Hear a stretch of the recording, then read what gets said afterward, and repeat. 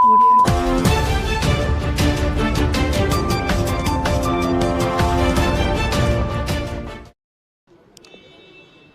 we are all seeing a very turbulent time in our country right now.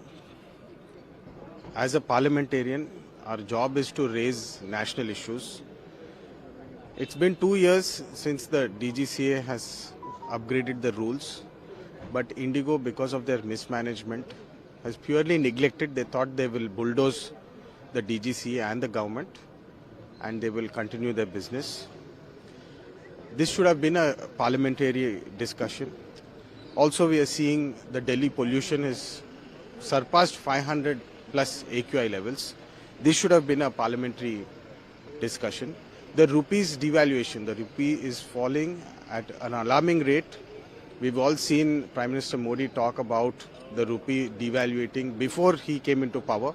But today the rupee is in a devastated condition. It's in the ICU.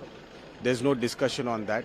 If you take a look at the Delhi situation, the roads, the infrastructure across the country, if you take a look at the Indigo crisis, if you take a look at the pollution crisis, unfortunately these topics are not being entertained to discuss in the parliament. We are discussing about issues which are 150 years old.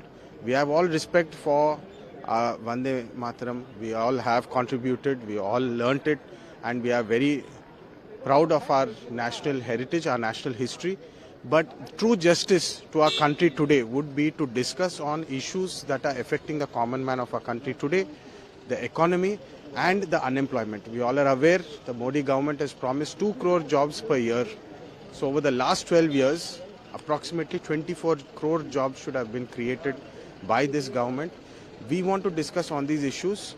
I wish the government looks at it in a positive light instead of taking things personally. We have all seen how Amit Shah ji has responded to the SIR debate. He has gone really aggressive and he was frustrated. We could clearly see when our LOP Rahul Gandhi ji asked 3 valuable questions, he was unable to respond and he was diverting the topic. He asked a simple question, why the CJI was removed from the committee of selection of the election commissioner. Does this government not respect the judicial system? These are the questions that we would like answered. Jai Hind.